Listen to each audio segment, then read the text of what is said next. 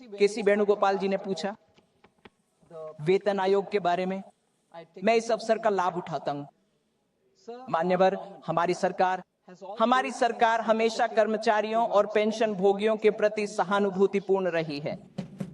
पहली बार इस सरकार ने पूर्व और पश्चात के पेंशन भोगियों के बीच पूर्ण समानता को लागू करने का कार्य किया है।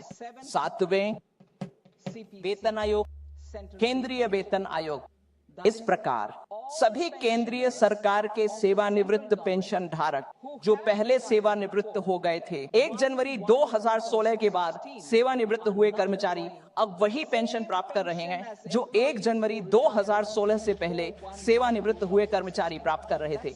यही पहला मुद्दा है। इस प्रकार पेंशन भोगियों की समानता की मांग को हमारी सरकार ने प्रधानमंत्री मोदी के नेतृत्व में न केवल स्वीकार कर लिया है बल्कि इसे प्रभावी रूप से लागू भी कर दिया है। प्रधानमंत्री मोदी ने जनवरी 2025 में केंद्रीय सरकारी कर्मचारियों के वेतन और लाभों को संशोधित करने के लिए 8वें केंद्रीय वेतन आयोग की स्थापना को भी अपनी मंजूरी प्रदान की है।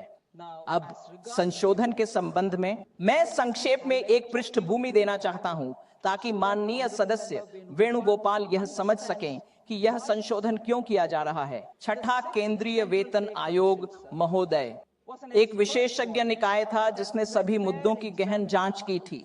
सभी मुद्दों, समस्याओं, असमानताएं और यहां तक कि वे अभ्यावेदन जो कर्मचारियों द्वारा सिफारिशें देने से पहले प्रस्तुत किए गए थे, छठे वेतन आयोग की रिपोर्ट प्रस्तुत की गई साल 2006 में, मार्च 2008 में, जिसके बाद उसके तुरंत बाद सावधानी पूर्वक विचार करने के बाद इसे उस समय सरकार द्वारा स्वीकार कर लिया गया था।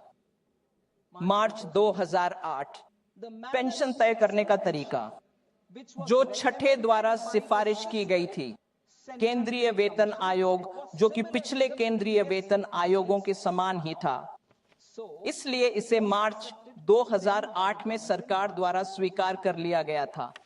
इस संशोधन द्वारा जो हम ला रहे हैं, हमारी सरकार वास्तव में मार्च 2008 में स्वीकृत किए गए को पुनः बहाल कर रही है और छठे वेतन आयोग की सिफारिशें, इसलिए सिफारिश का सम्मान किया जा रहा है और इसे विशेषज्ञ निकाय के रूप में मान्यता दी जा रही है। यह संशोधन का मुख्य उद्देश्य और लक्ष्य है जो इस विधेयक के माध्यम से पेश किया जा रहा है, ताकि 2008 में माननीय सदस्य वेणुगोपाल जानते होंगे कि सरकार ने इसे स्वीकार कर लिया था और आज हम इसे पुनः स्थापित कर रहे हैं 16 साल बाद। हाँ बिल्कुल, माननीय सदस्य चिंता मत करें, मैं आपकी बात सुन रहा हूँ। सदन को गुमराह कर रहे हैं, बैठे। माननीय सदस्य बैठिए, मैं बताता हूँ ऐसा क्यों था सर।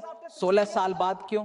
कई न्यायालय के मामले चल रहे थे, हमें फैसले का इंतजार करना पड़ा और फिर हमने कहा हाँ, अब सभी सुनवाई समाप्त हो गई है, फैसले प्राप्त हो गए हैं, हम 2008 के निर्णय का सम्मान कर रहे हैं, लेकिन बीच में मुकदमेबाजी थी, मैं इसे कैसे उल्लंघन कर सकता था। तो मैं सदन को गुमराह नहीं कर रहा हूं और माननीय सदस्य वेणुगोपाल को कृपया यह जांचने की आवश्यकता है कि क्या मैंने कुछ गलत कहा है और साथ ही यह भी देखना चाहिए कि क्या यह आवश्यक संशोधन उनके सरकार के दौरान लिए गए निर्णय को ही प्रतिबिंबित करता है।